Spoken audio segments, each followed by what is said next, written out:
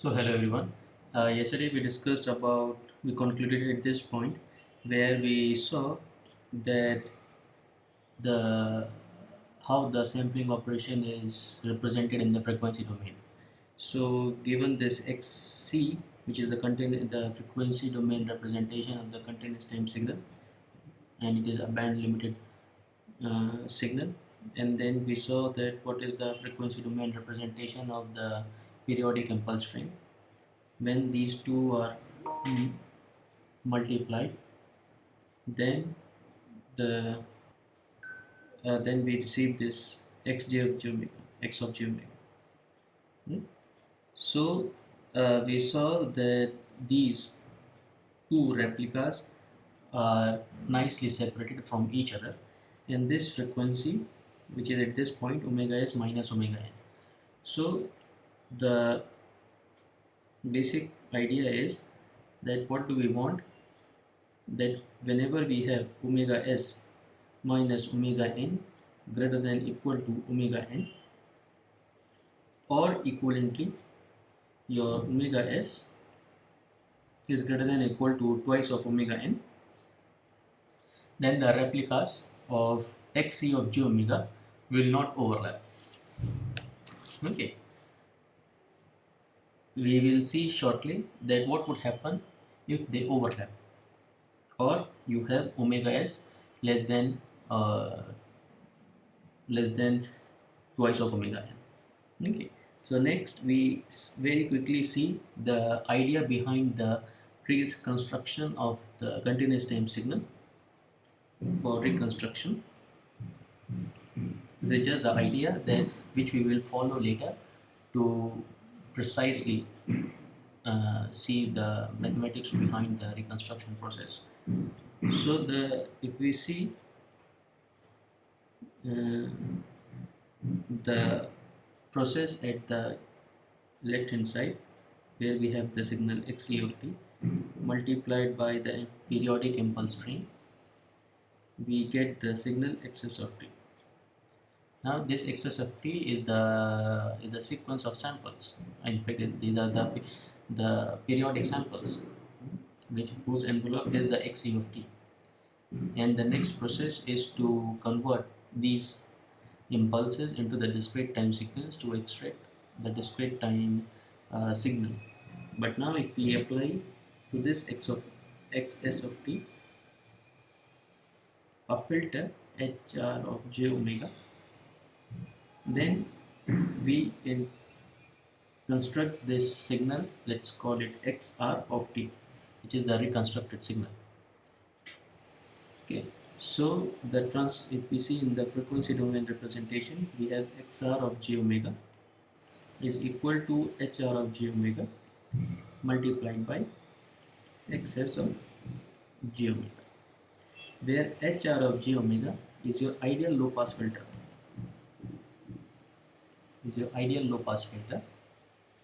with gain t.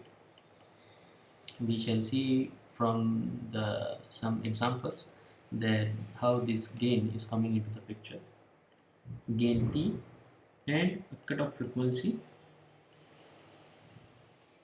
of omega c such that you have omega c lying between omega n and omega s minus omega n.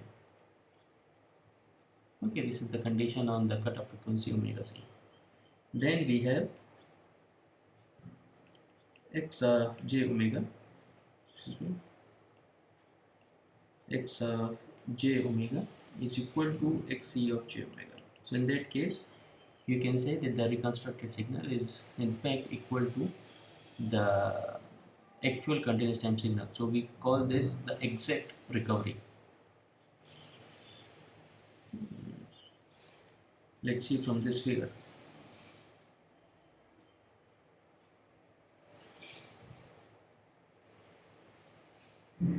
Okay, where you are given with some band limited signal xc,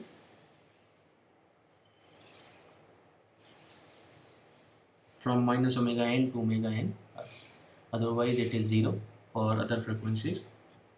Now this xs is the signal which you receive after the multiplication of xc of t and s of t, the periodic impulse range. So it will form the replicas likewise we see in the last class.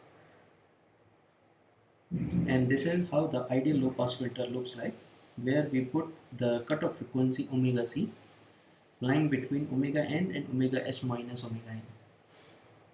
Okay. Now if I multiply these two signals, you will see that this hr j omega would be something like this. Okay, so after multiplying it, we need this gain t, because when you computed xs of j omega, you got this 1 by t. To cancel out this scaled xs of j omega, we need the ideal low pass filter of gain k, of gain t. So in that case, you have this x, you can get this xr of j omega. So if you compare the figure B and E, you will see that these are the same. So this is the basic idea behind the reconstruction. Now we can see that what would happen if you have omega s minus omega n less than omega n. Okay, this is for the case when you have omega s minus omega n greater than equal to omega n. Okay.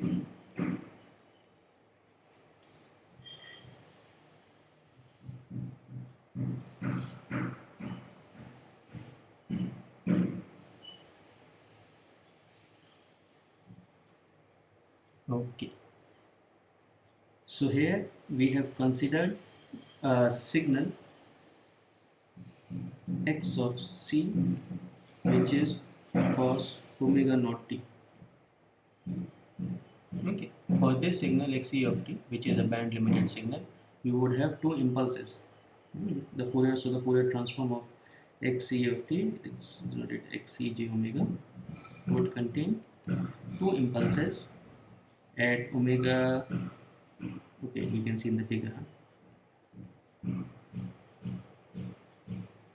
that will contain two impulses, one at omega naught and another at minus omega naught of area pi. We have used different arrows. This one is the dashed arrow and this one is the solid arrow, just to represent or just to distinguish the two cases that we had seen previously. Okay. Now this xs of t would be the replicas. One is this, another is this, which is centered on omega s, this is on 0, and one would be centered on minus omega s, and it will keep continuing. And this is the filter HR of j omega, which is an ideal low pass filter of gain t, which is been multiplied.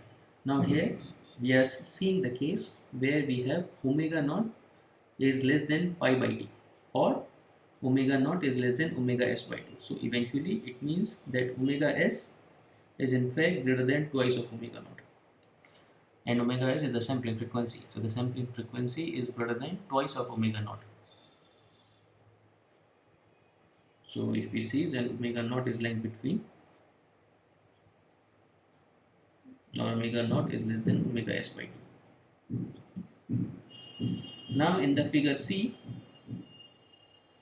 you see the another case where you have omega naught lying between omega s by 2 and omega s.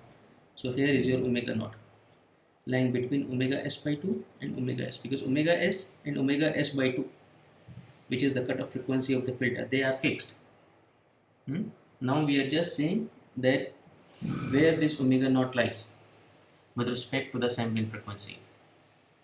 So here is the case in figure C, that omega naught is between omega s by 2 and omega s, and this is again the ideal low pass filter. So this is the similar to the previous case in figure D, when you have omega s less than greater than twice of omega naught. In that case you won't see any aliasing. By aliasing we mean to say that if this condition is not satisfied, then the frequency domain, whatever be the replicas are of xs, would overlap. So in this example, you would see that on the left hand side we have the dashed impulse, and on the right hand side we have the solid impulse. But when we are have this condition on omega naught with respect to sampling frequency, and applying this filter would change the location of the dashed impulse and the solid impulse. So now, so this is the effect of the aliasing ones as well. That now the impulse is now located at omega s minus omega naught. So when there is no aliasing happening during the reconstruction, then you would see that the figure D is equal to figure D A, which we call the exact recovery. But whenever there is an aliasing phenomena occurs, either it's because of the overlap or for other reasons, then XR won't be equal to XC of J omega.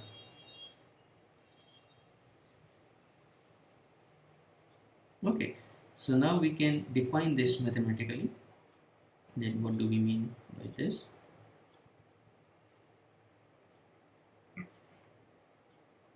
First of all, we shall introduce, the Nyquist-Shannon sampling theorem. So this theorem says that let Xc of t be a band limited signal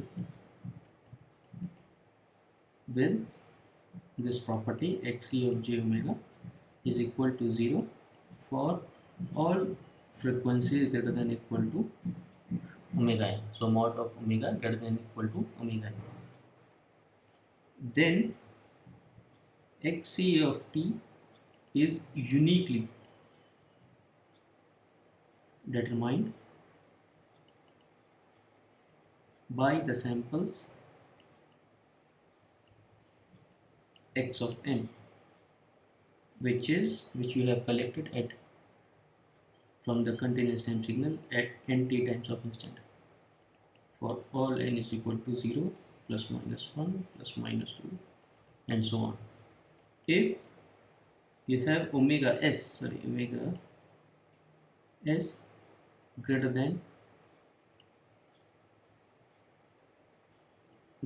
or equal to twice of omega n, and this omega s is nothing but 2 pi by t, and t is a sampling frequency which we had seen in the last class. So this frequency we call it the Nyquist frequency, and this whole thing twice of omega n we call the Nyquist rate.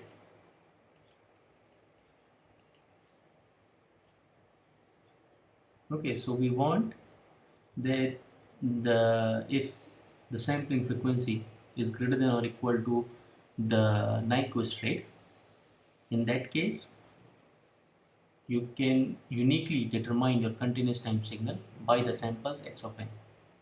But here there is an assumption that Xc should be a band limited signal. Okay, so we shall see later that how this can be generalized to more types of signals. So far you have been seeing that we are dealing with the frequencies which is of which representation in the continuous time domain, but our eventual objective is to express x of e to the power j omega, which is the discrete time Fourier transform of x of n in terms of xs of j omega and xc of j omega, because xs and xc are in the continuous time domain, but we have not yet introduced so far this x of e to the power j omega. So let's consider an alternative expression that xs of j omega we have seen in the last class as defined by this summation n minus infinity to infinity xc of nt e to the power minus j omega tn. Okay. Now since we have xc of nt is equal to x of n, and x of e to the power j omega as defined the summation over n of x of n e to the power minus j omega n. So from these three equations it follows that your xs of j omega, which is this one, is equal to x of e to the power j omega whenever you have omega is equal to this omega t, because if you substitute this omega you will get x e to the power j omega t. Okay. So consequently I can express x of e to the power j omega t as 1 upon t summation of k minus infinity to infinity of xc j omega minus k omega s.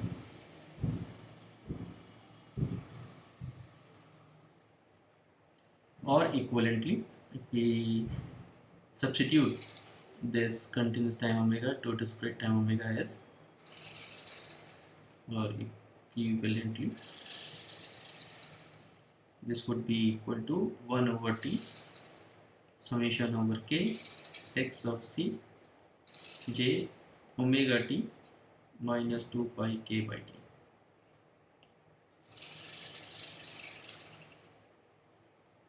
Right? X of e to the power j omega.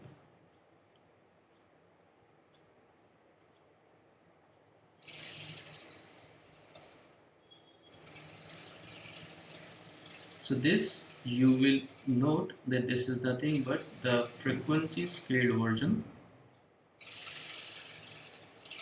of xs of j omega with omega is equal to big omega t. Okay. So if you have the conditions given in the Nyquist-Shannon sampling theorem is satisfied, then there won't be any aliasing phenomena, and in that case you would be able to reconstruct your continuous time signal exactly. We can see a quick example.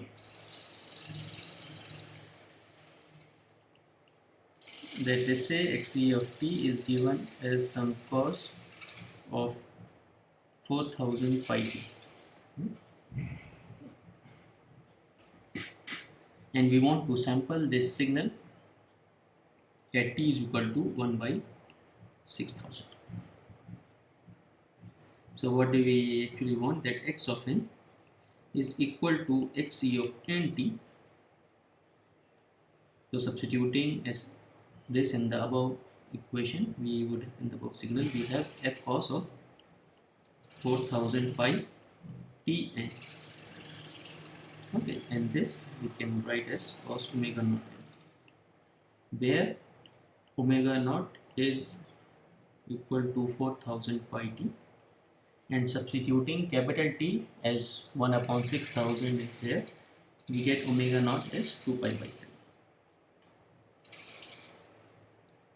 Okay, so keeping the sampling frequency omega s is 2 pi by t.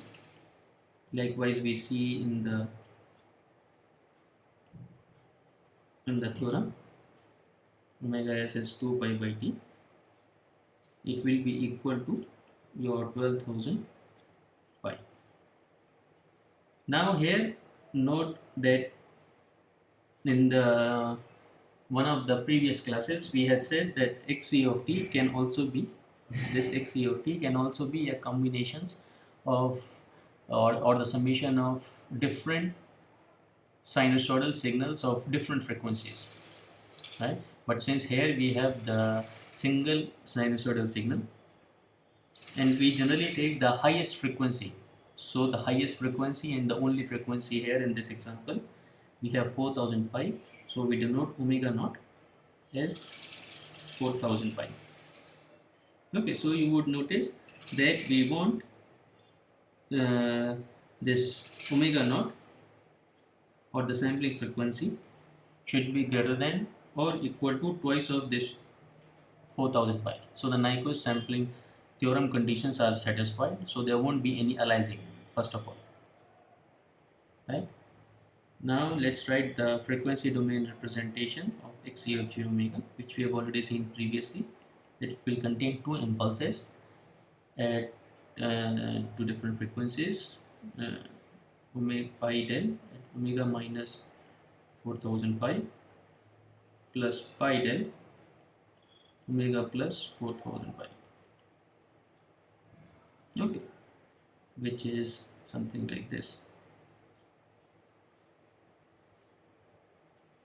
Okay, just a minute. And you have this excess of j omega, which would contain the replicas of the signal xc 1 over t k from minus infinity to infinity of xc j omega minus k omega s, where omega s is 12,000 pi. Okay, now let's see in figures how do they appear.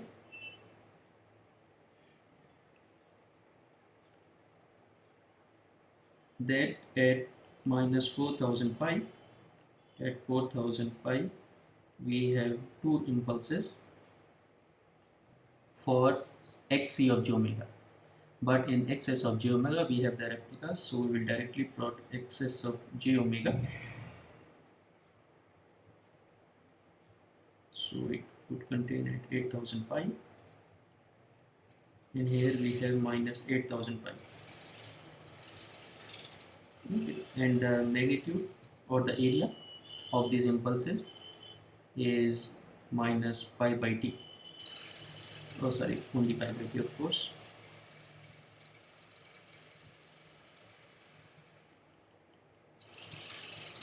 Okay, and we go.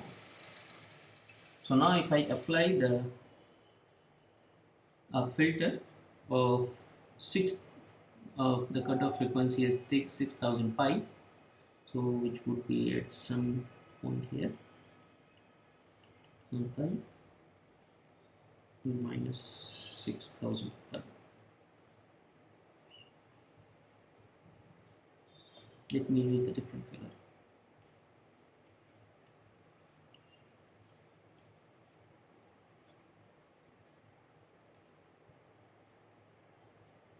Right, this is your HR of j omega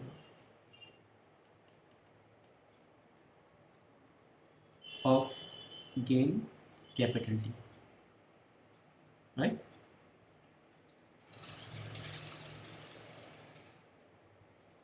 So from this excess of j omega, likewise we have seen the relationship between excess of j omega and x of e to the power j omega. So here we will plot x to the of e to the power j omega. So here we have this big omega, and here we have this omega. So here your impulses would be located at 2 pi by 3, your 4 pi by 3, and so on. Similarly here you have minus 2 pi by 3 and minus 4 pi by 3. Okay, and somewhere you have this pi. So all these impulses would have the area of pi now, because we have x of e to the power j omega is equal to x of j omega by t. Okay, here we have the j mega omega and j omega by t, where we have the frequency of omega.